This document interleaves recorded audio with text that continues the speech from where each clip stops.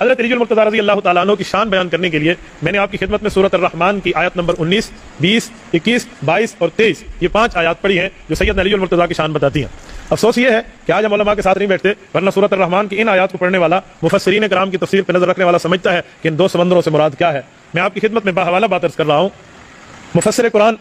محقق کے دوران حضرت علامہ ابو بکر عبد الرحمن جلال الدین السیوطی المتوفی 911 ہجری رحمۃ اللہ علیہ کی ایک تفسیر قرآن ہے جس کا نام ہے الدر المنثور فی تفسیر الماثور۔ اس کی آخری جلد اٹھائیں، حضرت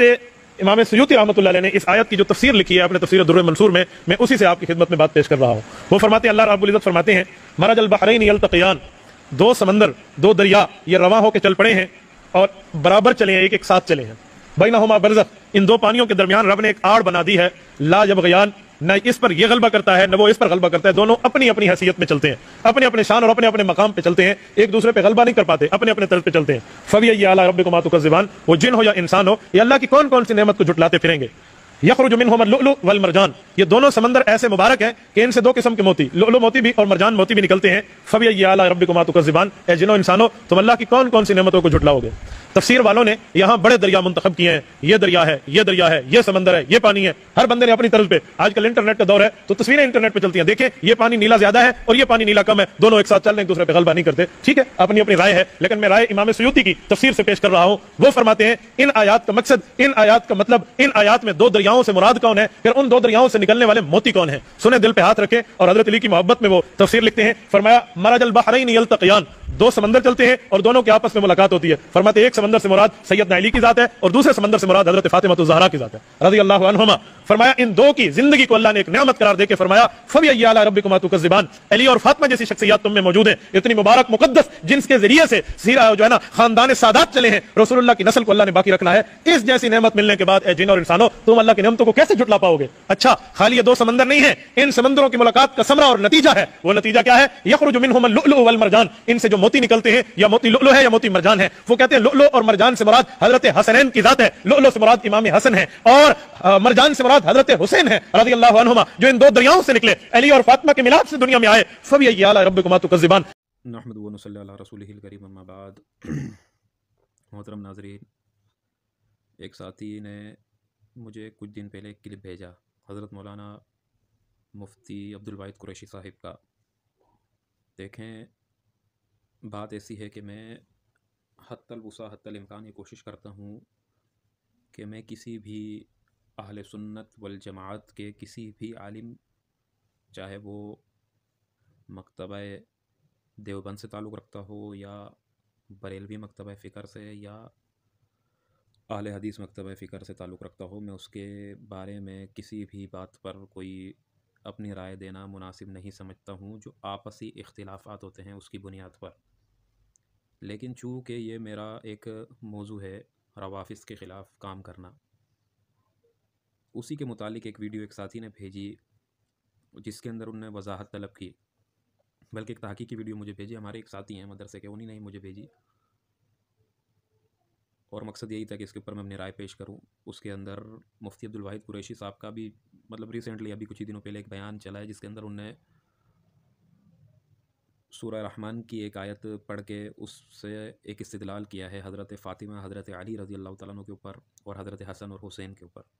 اور کہا ہے کہ اس روایت، اس آیت سے جو ہے نا مراد وہ حضرت حسنین کریمین اور حضرت فاطمہ اور حضرت علی رضی اللہ تعالیٰ عنہ میں، اور اس کے اوپر انہوں نے ایک روایت بھی پیش کی ہے اور اس روایت کو انہوں نے باقاعدہ ایک بہت بڑی کتاب سے پیش کیا ہے۔ تو دیکھیں، ہمارا قطعاً یہ مقصد بالکل بھی نہیں ہے کہ میں نہ تو خدا نہ کرے کہ میرا کوئی حضرت سے کوئی آپس کوئی ذاتی بغض ہو، کوئی اختلاف ہو، بس یہ ہے کہ میرا کام یہ ہے کہ ادب کے دائرے کے اندر جو ہے نا وہ بات کو جو ہے نا پیش کیا جائے دلائل کے ساتھ، چونکہ ایسی باتیں جو ہوتی ہیں کہ جس کو ہمارے لوگ بیان کرتے ہیں تو پھر اس کو لوگ دلیل بنا کر جو ہے نا پیش کرتے ہیں، پھر اس کو ہمیں فیس کرنا پڑتا ہے، ہم ان کو جوابات دیتے رہتے ہیں،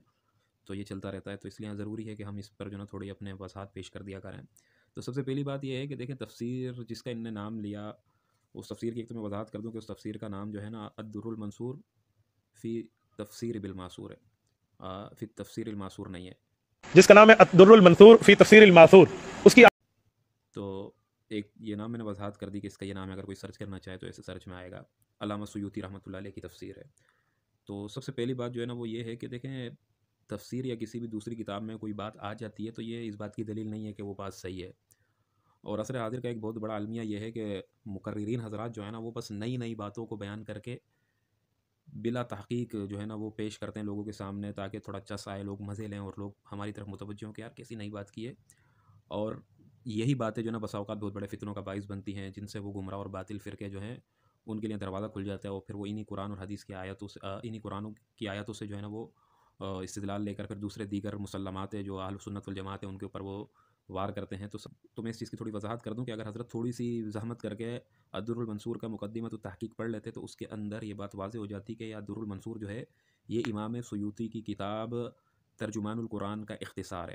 اب ترجمان القرآن کے برعکس علامہ سیوطی نے اس کتاب کے اندر احادیث اور روایات کی سندوں کو بیان کیے بغیر، ان سندوں کے ضعف اور ان کے صحت کے بیان کیے بغیر ان نے محض روایت بیان کی ہے، جس میں مقصد ان کا صرف اور صرف یہ تھا کہ اس کتاب میں زیادہ سے زیادہ مرویات جمع ہو جائیں جو قرآن کے کی جو معصور تفاسیر ہیں، جس میں رسول اللہ صلی اللہ علیہ وسلم کے اقوال ہو گئے، صحابہ کے اقوال ہو گئے اور تابعین کے اقوال ہو گئے، تو اس میں ان نے کوئی سند کو بیان نہیں کیا تاکہ اختصار ہو اور زیادہ سے زیادہ جو ہے نا مواد لوگوں تک پہنچ جائے۔ لہٰذا اس کتاب کو لکھنے کے اندر ان نے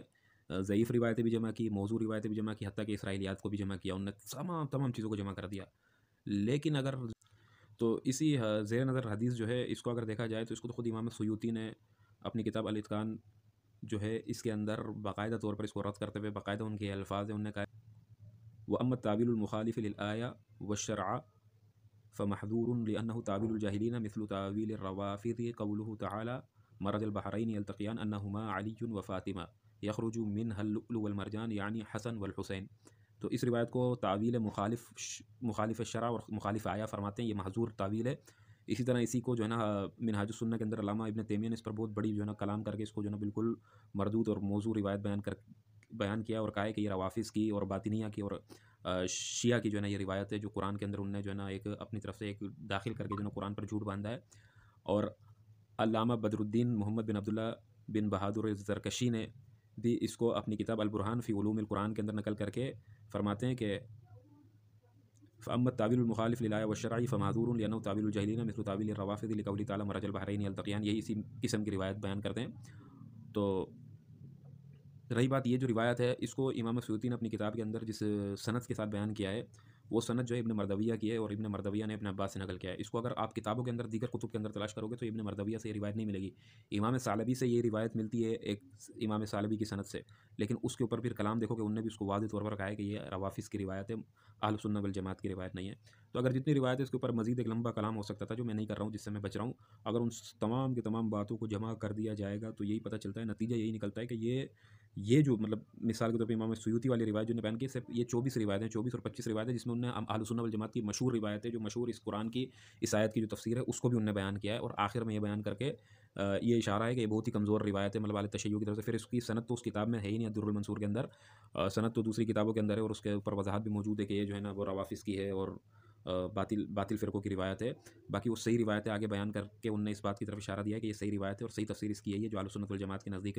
منقول بھی ہے، اور اہل سنت والجماعت اس کو جو ہے نقل بھی کرتے ہیں، اور اہل سنت والجماعت کے درمیان متداول ہے، اس پر عمل بھی ہے اور اسی کو صحیح قرار دیا ہے۔ باقی یہ روایت جو ہے یہ کمزور ضعیف بلکہ موضوع روایت ہے اور اہل تشیع کی روایت روافظ کی روایت ہے، گھڑی ہوئی روایت ہے۔ تو ان روایتوں کو دیکھا جائے گا جو صحیح روایتیں ہیں۔ ایک اس روایت کو بیان کر دینا میں یہ کہتا ہوں کہ حضرت کا ایک خطیبانہ طرز تھا جس کو انہوں نے تحقیق سے ہٹ کر بات کی ہے، مطلب محققانہ قول نہیں تھا، محققانہ بات نہیں تھی، بلکہ ایک خطیبانہ انداز تھا۔ خطیب جو ہوتے ہیں وہ ہر رطب و یابس کو جمع کر بس لوگوں کے سامنے پیش کر کے داد کلام کو بٹورنا ہوتا ہے، بس کلام واہ واہ اور سبحان اللہ اور ماشاء اللہ نا۔ باقی رہی بات یہ محققانہ بات نہیں تھی، تو جو مجھے سمجھ آیا میں نے وہ بیان کر دیا۔ باقی یہ ہے کہ اللہ تبارک و تعالی ہی حقیقت کے اندر علم رکھنے والے ہیں اور صحیح سمجھ رکھنے والے ہیں۔ ہر بڑے سے بڑے بندے سے غلطی ہو جاتی ہے، اب جب جس سے غلطی ہو جائے تو اس کا طریقہ کار یہ ہوتا ہے کہ اس پر جو ہے نا اللہ کے حضور میں اور معافی مانگی جائے اور لوگوں سے معذرت کر لی جائے کہ میں رائے حق سے ہٹ گیا تھا۔ اللہ تبارک و تعالی ہم سب کو ہدایت نصیب فرمائے۔